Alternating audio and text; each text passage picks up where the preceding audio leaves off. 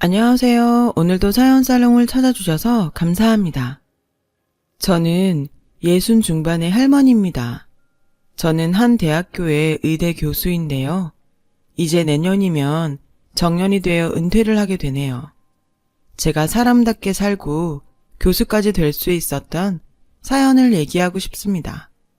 저는 깡시골에서 태어나서 아주 어릴 때부터 장작될 나무를 해오고 집안 허드렛 일을 도왔습니다. 저희 집은 아주 가난했고 부모님은 여자애는 공부할 필요가 없다고 하셨죠.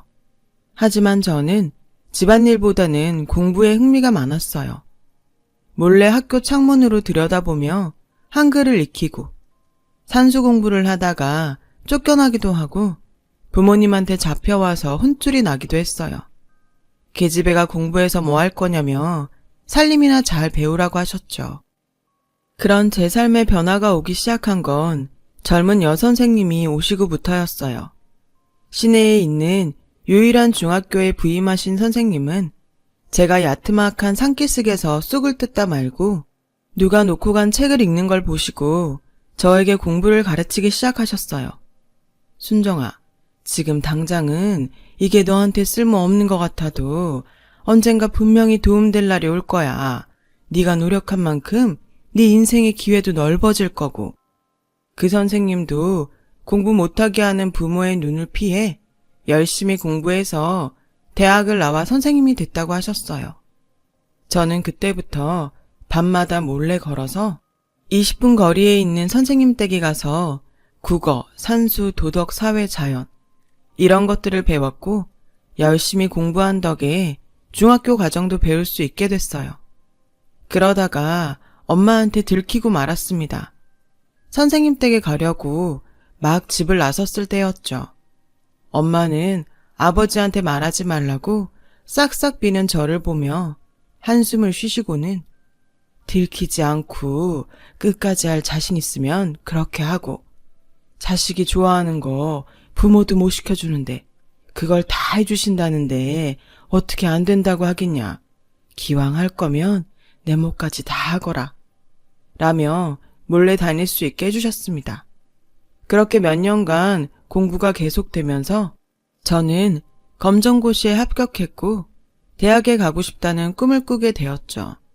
하지만 현실적으로는 어려움이 많아서 엄두가 나지 않았어요. 공부할 시간도 많아야 하고 문제집도 살 게 많고 그저 막막해서 걱정을 하자 선생님은 엄마를 만나셨어요. 순정이는 정말 똑똑해요. 누구보다 이해력도 빠르고 머리도 좋고 굉장히 성실하죠. 이런 애가 공부를 안 하면 누가 하겠어요. 부디 어머님께서 순정이가 대학에 갈 수 있도록 도와주세요. 그 말에 엄마는 한동안 고민하셨어요. 그리고 결국에는 저를 밀어주기로 하셨습니다. 아빠 몰래 집안일 하는 시간을 빼주셨고 문제집 살 돈도 주셨어요. 그 돈이 충분치 않았기 때문에 저는 선생님의 도움을 받아야 했습니다. 두 분은 그렇게 뒤에서 조용히 제 앞날을 위해서 지원을 아끼지 않으셨죠. 저도 그런 엄마와 선생님께 보답하고자 하루 10시간씩 공부를 했고 그러다 보니 점점 더 풀 수 있는 문제들이 많아지더라고요. 한 번은 선생님이 갖다 주신 유명 학원 모의고사 문제를 풀었는데 제가 거기서 딱 2문제만 틀렸어요. 공부 잘하는 고3들도 어려워하는 시험이라고 하셨어요. 선생님은 거봐, 너는 이렇게 할 수 있을 줄 알았어. 이게 공부에 재능이 있다는 뜻이야. 거기다 넌 아주 열심히 노력하는 힘까지 있잖아. 선생님, 제가 정말 서울에 있는 대학에 갈 수 있을까요? 이 시험 성적을 보고도 모르겠어? 넌 이미 전국 수준이라고. 라며 저를 격려하셨습니다. 저는 그 말에 힘을 얻어 더 열심히 공부할 수 있었죠. 그리고 저는 선생님 말씀대로 서울에 있는 의과대학교에 합격할 수 있었어요. 저는 너무 기뻐서 엄마와 선생님 손을 잡고 팔짝팔짝 뛰었고요. 엄마는 너무 좋아서 눈물을 훔치셨고 선생님도 진심으로 축하해 주셨어요. 하지만 문제는 아버지였는데요. 아버지는 어디 여자애가 혼자 서울에 올라가냐며 펄펄 뛰셨습니다. 그리고 쓸데없는 데에 시간을 낭비했다며 제 책들을 다 버리셨어요. 저는 너무 속상한 나머지 아버지를 원망하며 가출을 결심했죠. 오빠들은 아버지가 다 밀어줘도 못 간 대학, 나는 갔는데 왜 나보고는 안 된다고 하는 거예요? 아버지가 밀어준 것도 아닌데. 그렇게 저는 몰래 짐을 싸서 새벽에 기차역으로 갔어요. 그런데 거기에 선생님이 나와 계신 것이었어요. 순정아, 이렇게 가면 안 돼. 네가 잘못한 게 없는데 왜 집을 나가니? 나가더라도 떳떳하게 모두의 박수를 받으면서 떠나야지. 지금 네가 이렇게 무작정 서울에 가면 어디 더 받아줄 것 같아? 지금 그러지 말고 돌아가자. 안 그러면 네가 지금까지 노력한 게 다 헛수고가 되는 거야. 저는 결국 선생님과 함께 집으로 돌아오게 되었어요. 집에서는 제가 가출하라고 했던 것을 아무도 몰랐습니다. 선생님은 어떻게 하신 건지 대학교 입학금과 등록금을 마련해 오셨더라고요. 그리고 아버지께 이건 제가 순정이한테 주는 대학 합격 선물입니다. 서울에서 1등만 한다고 하는 애들도 떨어지는 의대에 합격했잖아요. 이만한 선물은 받을만 하다고 생각합니다. 순정이가 서울에서 대학을 다닐 수 있게 해주세요. 분명히 아버님께 효도하는 딸 될 겁니다. 선생님의 몇 번이고 되풀이한 간곡한 설득 덕에 결국 아버지는 저를 서울로 보내기로 하셨어요. 저는 선생님께 이 은혜를 어떻게 다 갚아요. 정말 감사합니다, 선생님. 하며 펑펑 울자 선생님은 네가 열심히 하면 되는 거야. 그리고 훌륭한 의사가 돼서 갚으면 돼. 라며 제 어깨를 토닥여 주셨습니다. 저는 그러겠다고 굳게 약속했고 대학에 가서 정말 열심히 공부했어요. 1학년 때 다들 해본다는 미팅도 하지 않았고 다른 애들과 몰려다니며 놀지도 않고 공부하고 학생 과외만 열심히 했죠. 그렇게 1학기를 우수한 성적으로 마치고 집으로 돌아갔어요. 선생님께 드릴 선물을 사가지고 시내 중학교로 갔더니 선생님이 그만두셨다는 거예요. 어떻게 된 일인지 영문을 묻자 결핵에 걸려서 수업 시간에 피를 토했고 그 이후로 학교를 그만두고 요양을 떠났다고 하더라고요. 선생님은 제 앞으로 편지를 남겨놓으셨더군요. 편지를 서울로 보내지 않은 건 제 공부를 방해하기 싫어서였다고 적혀 있었어요. 순정아, 너는 언젠가 꼭 훌륭한 의사가 될 거야. 선생님은 그렇게 믿어. 그러니 건강 유의하면서 공부해야 한다. 건강 잃으면 아무 소용없어. 저는 선생님이 어디로 가셨는지 학교 선생님마다 붙잡고 물어봤습니다. 그러나 선생님이 어디로 요양 가셨는지 아는 사람은 없었어요. 아무에게도 말 안 하고 떠나셨다는 거였습니다. 요즘 같으면 인터넷으로 어떻게든 찾을 수 있었을 거예요. 하지만 당시에는 그럴 수가 없었어요. 저는 선생님을 찾으려고 알만한 사람들을 찾아다녀 봤지만 결국 찾지 못했고 방학이 끝나 학교로 돌아가야 했습니다. 저는 자취방에 돌아와 책상 앞에 앉아 결심했어요. 그래, 선생님을 다시 만났을 때 자랑스러운 제자가 될 수 있게 열심히 살자. 공부도 열심히 하고 돈도 열심히 벌자. 그게 선생님께 보답하는 길이야. 저는 그때 이후로 정말 더 이를 악물고 공부했어요. 잠 한숨 안 자고 며칠씩 공부하다가 병원에 입원도 해봤고 너무 책상 앞에 앉아 있어서 엉덩이가 온통 짓무른 적도 있었죠. 밥 먹는 시간도 아까워서 일주일치 주먹밥을 만들어 놓고 냉동실에 넣어 놨다가 하나씩 꺼내 녹여서 먹었습니다. 반찬은 시골에서 보내준 김치 한 가지였고요. 어려운 의학 용어들은 다양한 연상법을 이용해 달달 외우고 또 외웠어요. 화장실 거울 옆에도 외워야 할 단어들을 잔뜩 써놓고 이빨을 닦으면서도 외우고 또 외웠습니다. 그렇게 열심히 한 덕택에 저는 인턴 후 봤던 시험도 레지던트 4년 후 봤던 내과 전문의 시험도 모두 한 번에 합격하게 되었어요. 시험에 합격할 때마다 선생님을 떠올리고 마음속으로 감사하다고 인사했죠. 그리고 좋은 기회가 있어서 미국으로 연수도 다녀오게 되었습니다.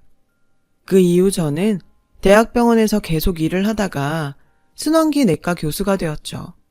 그날은 정말 선생님이 많이 보고 싶었어요. 속으로 살아 계시면 언젠가 꼭 만날 수 있게 해달라고 기원하는 날도 많았고요. 그러고 보면 선생님은 늘 제 마음 한쪽에 계셨어요. 저는 선생님을 잊은 적이 없었고 선생님을 대한다고 생각하고 환자를 진료했어요. 그리고 또 새로운 의학 논문들을 읽고 연구 자료도 수없이 검토했습니다. 그랬더니 어느새 환자들이 제일 신뢰하는 의사로 저를 꼽게 되었고 저는 그런 말을 들을 때마다 속으로 이게 다 선생님 덕분이에요 라고 말씀드렸어요. 그 사이 저는 결혼을 해서 딸을 하나 두었어요. 딸을 낳은 날에는 돌아가신 부모님 생각도 많이 났지만 선생님이 만약 보셨다면 참 기뻐하셨겠지 그런 생각을 했죠. 선생님을 떠올리며 딸 이름을 선생님과 같은 선희라고 지었습니다. 선생님처럼 마음 넓고 예쁜 사람이 되길 바래서였어요. 그리고 어느새 그 딸이 다 커서 결혼할 나이가 되었죠. 딸도 저처럼 의사가 되고 싶다며 의대에 가서 인턴을 하고 있었습니다. 엄마, 나 만나는 사람 있는데 엄마도 한번 같이 봤으면 좋겠어. 그래? 결혼까지 생각하는 사람이야? 내가 지금까지 엄마한테 내 남친 소개한 적 없잖아. 이 오빠는 진짜 내 인연인 것 같아. 딸은 부끄러운 듯 쑥스러운 표정으로 말하더군요. 저는 그렇게까지 내키지는 않았습니다. 딸 얘기를 들어보니 마음은 착하고 긍정적인 사람 같은데 크게 욕심도 없고 가진 것에만 만족하며 그날 벌어서 그날 쓰고 사는 사람 같았거든요. 저는 제 사위는 좀 더 야망이 크고 미래를 위해 투자하는 인물이길 바랐는데 완전 정반대 타입인 것 같아서 만나기도 전에 씁쓸했죠. 하지만 딸은 그걸 참 좋게 본 것 같았어요. 딸이 그렇게 좋아하는데 제가 보지도 않고 싫다고 할 수 없어서 저는 일단 그 청년을 만나보겠다고 약속했습니다. 사위는 고등학교 교사였고 아주 선한 인상을 하고 있었어요. 교사 사위라니 부족함 없다고들 하시겠지만 전 욕심이 많았나 봅니다. 그래, 평생 고등학교에서 아이들만 가르칠 생각인가?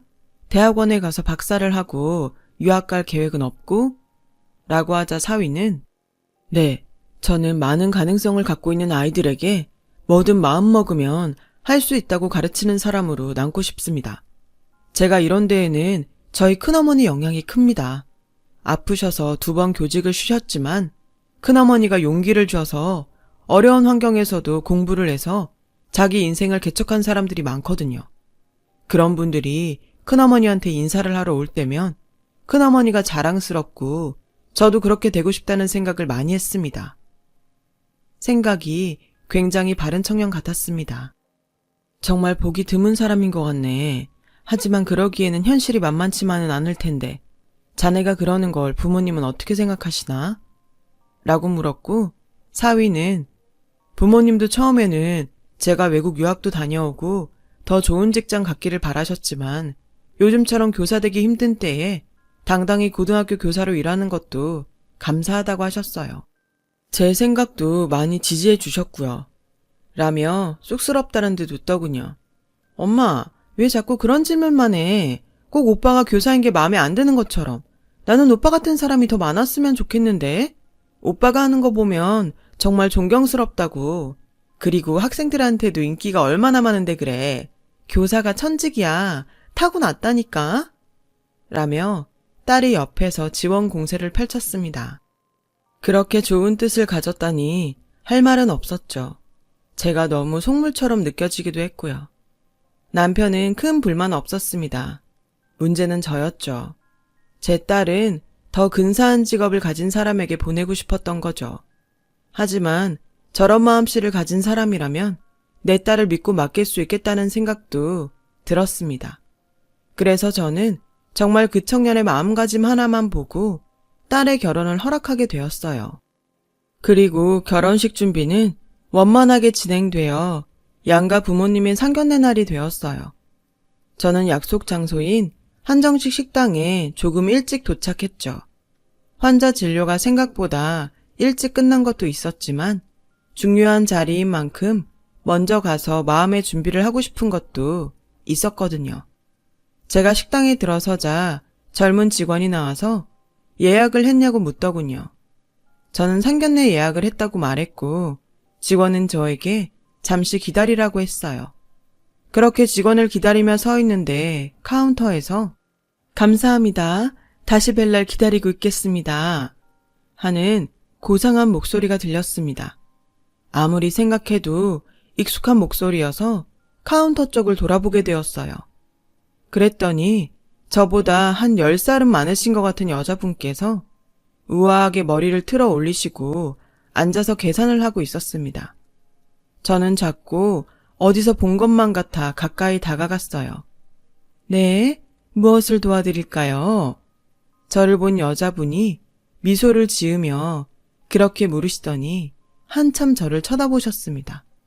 저도 한참을 바라봤고요. 아무래도 낯이 익었으니까요.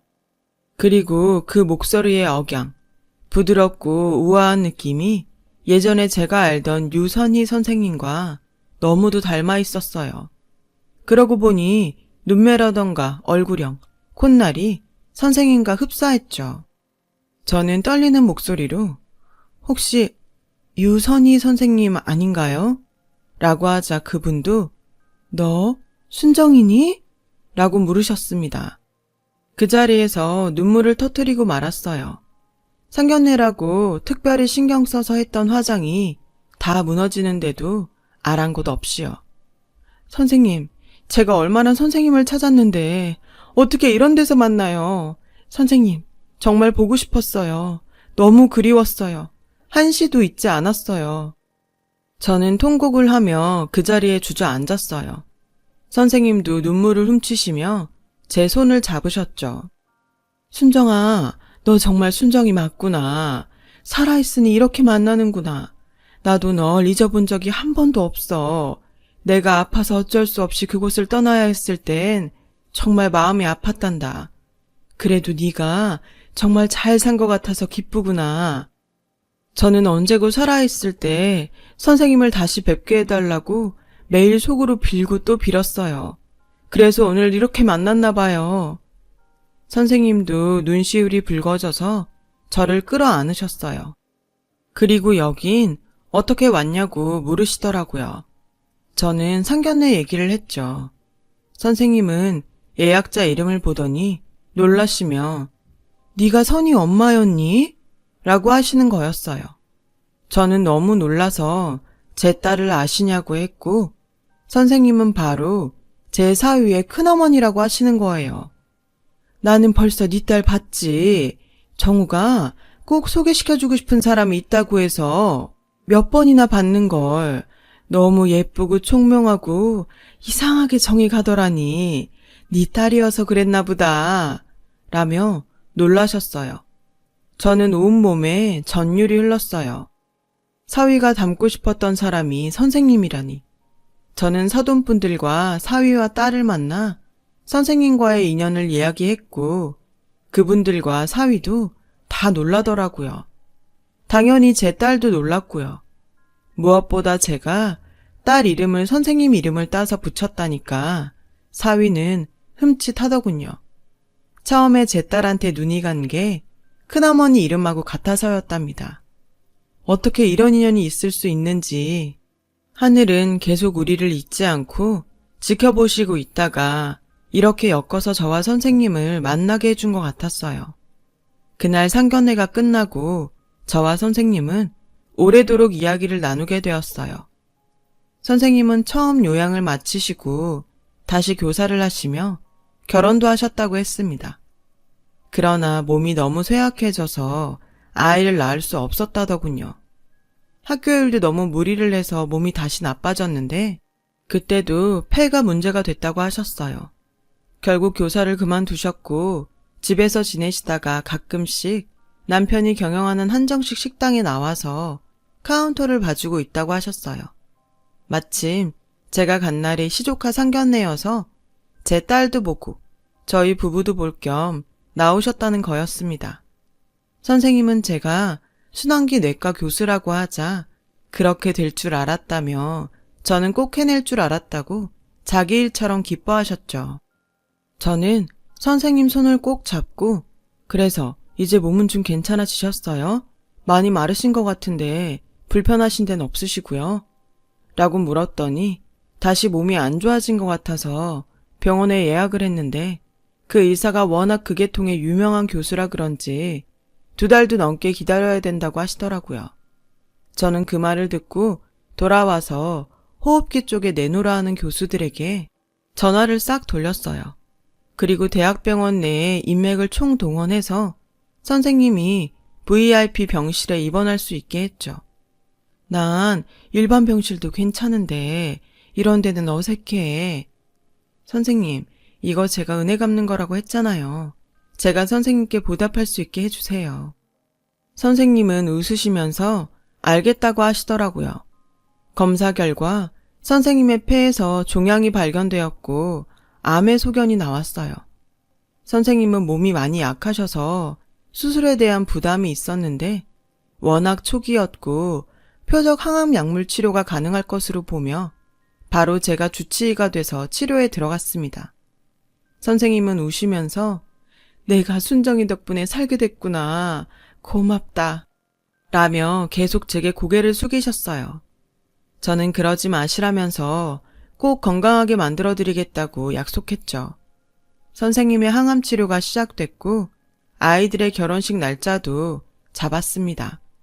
저는 해외 최신 논문들은 전부 찾아보고 미국 유명한 대학병원에서 임상 진행 중인 효과 좋은 신약이 있는지 계속 알아보며 바쁜 날들을 보냈어요.